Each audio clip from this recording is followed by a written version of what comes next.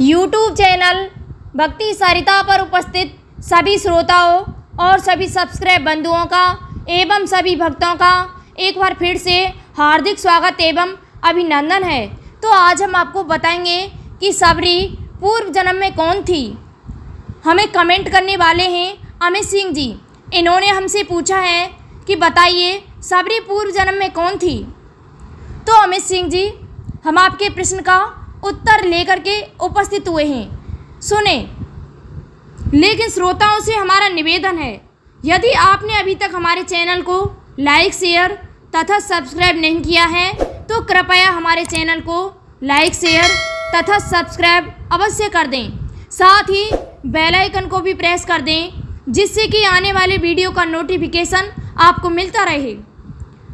पद्म पुराण में एक कथा वर्णित है और उस कथा के अनुसार सबरी प्रारंभिक जन्म में इंद्र की एक अप्सरा थी। एक समय की बात है कि देवराज इंद्र का दरबार लगा हुआ था और उस दरबार में नृत्यांगनाएं नृत्य कर रही थीं। देव आपस में विचार विमर्श कर रहे थे। भक्तों, उसी समय देवराज इंद्र के दरबार में भगवान विष्णु का आगमन होता है। देवराज इंद्र ने भगवान विष्णु का बड़ा आदर सम्मान किया और उन्हें आसन पर विराजमान किया, आसन पर बैठा दिया। भगवान विष्णु जब आसन पर विराजमान हो गए और नृत्य देखने लग गए, भक्तों, उन अप्सराओं में से एक अप्सरा श्री हरि विष्णु को एकटक देखने लगी थी। श्री हरि विष्णु के चेहरे की तरफ देखने लगी और जब उसे देखते देखते काफ़ी समय हो गया तो वो अपना नृत्य करना भी भूल गई। श्रोताओं, यह देख करके देवराज इंद्र क्रोधित हो गए और उन्होंने ध्यान नहीं दिया कि ये श्री हरि विष्णु को निहार रही है। देवराज इंद्र ने उसे श्राप दे दिया कि जाइए, तुम मृत्यु लोक में चली जाओ। जब अप्सरा को इस श्राप का आभास हुआ तो अप्सरा कहने लगी, देवराज इंद्र, आपने ये अच्छा नहीं किया। मैं तो अपने प्रभु को देख रही थी और आपने मुझे श्राप दे दिया। मैं तो देवराज श्री हरि विष्णु को देख रही थी और इसीलिए नृत्य को भी भूल गई। इस पर देवराज इंद्र कहते हैं, हे देवी, मेरा श्राप झूठा तो नहीं जा सकता, परंतु मैं तुम्हें एक उद्धार का मार्ग बताता हूँ कि त्रेता के चतुर्थ चरण में ये श्री हरि विष्णु अवतार धारण करेंगे और उस अवतार में ये तुम्हारी कुटिया पर जाएंगे, तब तुम्हारा उद्धार होगा और तुम श्री हरि विष्णु में विलीन हो जाओगी। भक्तों, समय के अनुसार वह अप्सरा राजा ऋतिध्वज के यहाँ रानी बन जाती है और उस रानी का नाम होता है परमहिषी। एक समय की बात है कि राजा ऋतिध्वज कुंभ के मेले में गए हुए थे। राजा थे बड़े शौक के साथ कुंभ स्नान करने के लिए चले गए। राजा थे और लोगों की तरह तो स्नान नहीं कर सकते थे और रानी के लिए स्नान करने के लिए अलग धाम बनवा दिया और उस घाट को कनातों से ढक दिया गया। रानी ने कहा, हे स्वामी, यहाँ पास में ऋषि मुनि बैठे हुए हैं जो यज्ञ कर रहे हैं, क्या मैं इनके यज्ञ में सम्मिलित हो सकती हूँ?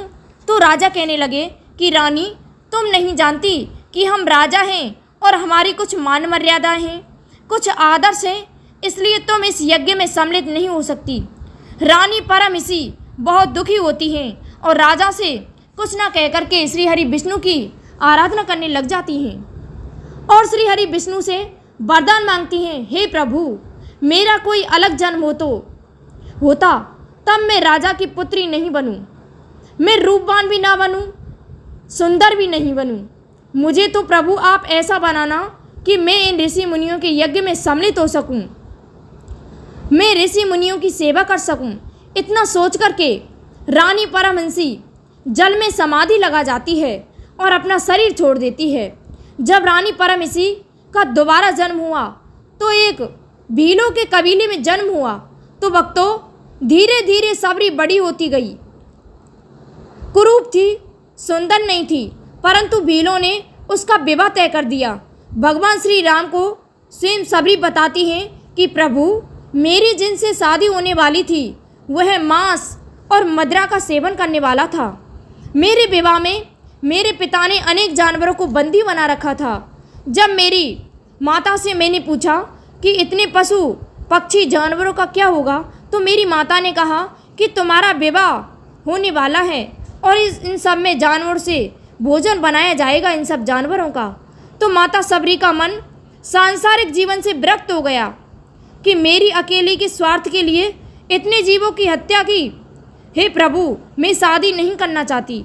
उन्होंने अपनी माता से बार बार मना किया, परंतु सामाजिक प्रथाओं के कारण शादी करना तय हो गया। परंतु भक्तों, जब शादी का दिन आया तो शादी के ठीक एक दिन पहले सबरी घर को छोड़कर के जंगल में चली गई और किसी को पता ना चले इसलिए भेष बदल करके बहुत दूर ऋषियों के आश्रम में आ गई और वह भेष बदल करके ऋषि मुनियों की सेवा करने लगी। तो भक्तों, जब वे ऋषि मुनियों की सेवा करती, लकड़ी लाती, हवन के लिए लकड़ी लाती और ऋषियों के खाने के लिए फल लाती थीं, ऋषि उनसे प्रसन्न रहे। परंतु एक दिन सबरी का भेद खुल जाता है और सबरी का जब पता चला तो समस्त ऋषियों ने सबरी का अपमान कर दिया और सबरी को परेशान करने लगे और सबरी से कहने लगे कि हे नीच बालिका, तूने हमारा धर्म नष्ट कर दिया है, क्योंकि वह भील जाति की थी। तो माता सबरी सोचने लगी कि जब इन्हें पता नहीं था कि मैं एक भीलनी हूँ, तब तो इनका धर्म नष्ट नहीं हुआ था, परंतु जब इन्हें पता चल गया कि मैं भीलनी हूँ, अछूत कन्या हूँ, तो अब ये मुझसे क्रोधित हो रहे हैं, इनका धर्म नष्ट हो गया है। हे प्रभु, तुम्हारी लीला बड़ी ही विचित्र है। परंतु भक्तों, उनमें से एक मतंग नामक ऋषि थे, बड़े ही तपस्वी थे, बड़े ही कृपालु थे। उन्होंने उस समस्त ऋषियों को फटकारा और कहा, हे पुत्री, आज से तुम मेरी बेटी हो और मेरे आश्रम में ही रह सकती हो।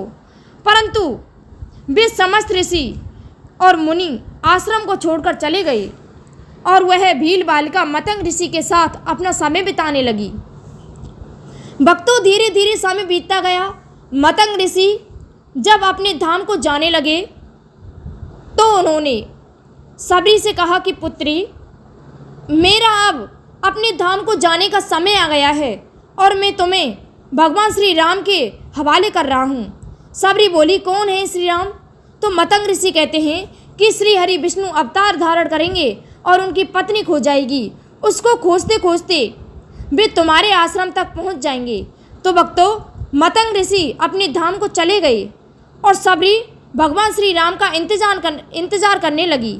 और जब भगवान श्री राम वन को आते हैं, माता सीता का हरण हो जाता है, तो माता सबरी के आश्रम पर ही आते हैं। और ये वर्णित रामचरितमानस में बड़े रोचक तरीके से लिखा हुआ है, रामचरितमानस में वर्णित है। और जब सबरी को पता चला कि भगवान श्री राम आए हैं, तो मतंग ऋषि के वचनों को याद किया।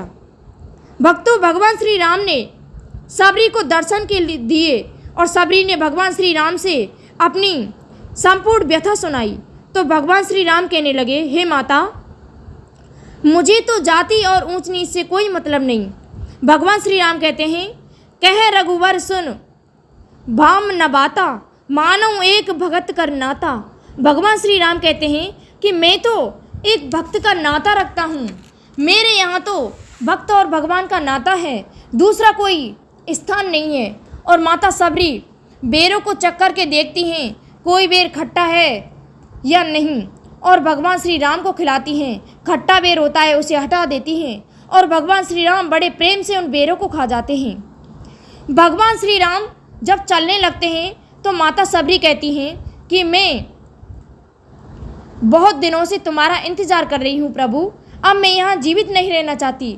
और भगवान श्री राम के सामने ही सबरी माता ने अपना शरीर त्याग दिया और श्री राम उन्हें उस जन्म से मुक्त कर देते हैं। भगवान श्री राम उन्हें अपने परम धाम को भेज देते हैं, अपने आप में विलीन कर लेते हैं। तो भक्तों, ये हुआ माता सबरी का पूर्व जन्म। इसी के साथ हमारा वीडियो संपन्न हुआ। कृपया हमारे चैनल को लाइक, शेयर तथा सब्सक्राइब अवश्य कर दें। साथ ही बेल आइकन को भी प्रेस कर दें, जिससे कि आने वाला वीडियो का नोटिफिकेशन आपको मिलता रहे। धन्यवाद। जय श्री राम।